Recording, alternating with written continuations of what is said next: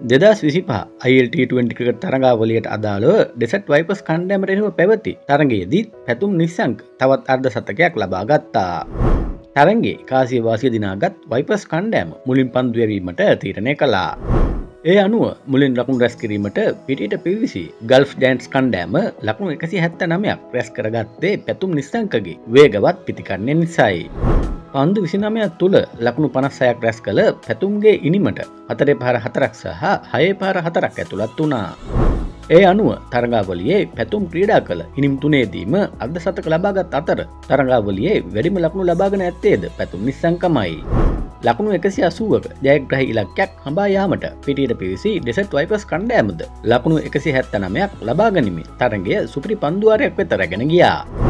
සුපිරි පන්දුවාරයේදී ගල්ෆ් කණ්ඩායමේ නුවන් තුෂාර සුපිරි පන්දුවාරය යොමු කළ අතර ඔහුගේ පන්දුවාරයට ලකුණු 13ක් ලබා ගත්තා. ඒ අනුව ජයග්‍රහණය සඳහා ලකුණු 14ක් ගල්ෆ් කණ්ඩායමට අවශ්‍ය වුණා. පැතුම් නොමැති නිසා තරඟයේ ජය ඩෙසර්ට් වයිපර්ස් කණ්ඩායමට ලැබුණා.